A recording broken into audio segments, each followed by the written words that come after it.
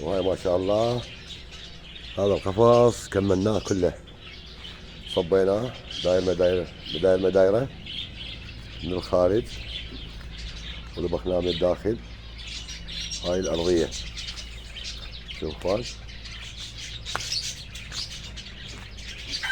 هاي كله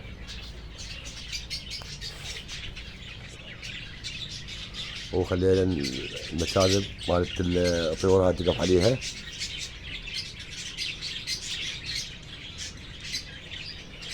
هذا باب رئيسي اخوان، هذا باب رئيسي يدخل على هذا القفص ويدخل على ذاك القفص،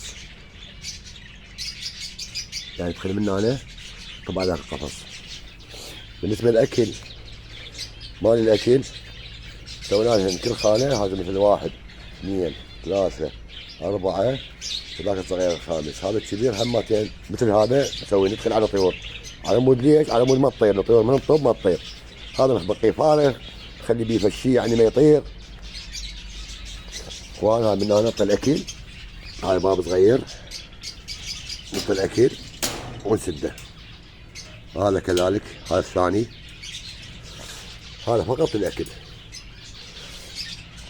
هذا الفوق فقط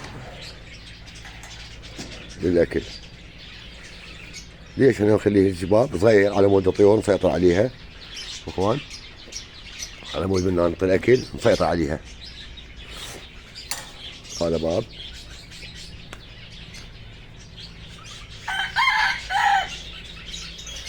عشر أقفاص اخوان، 10 أقفاص.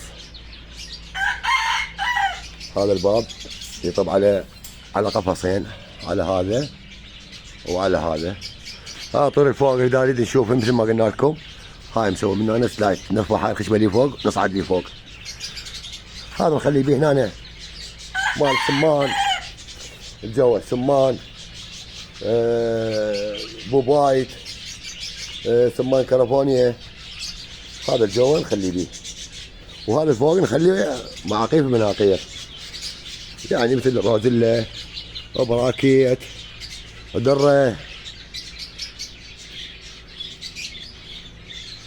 يعني هواية كثر حلو. هذا الشمس تجي منه، اهم شيء الشمس اخوان، اهم شيء الشمس بالصيف وبالشتاء اهم شيء. وهاي الحلقة الأخيرة مال الأقفاص. ما شاء الله صل على محمد.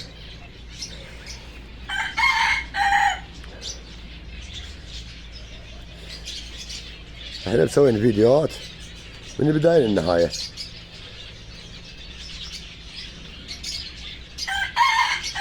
على هذا القفص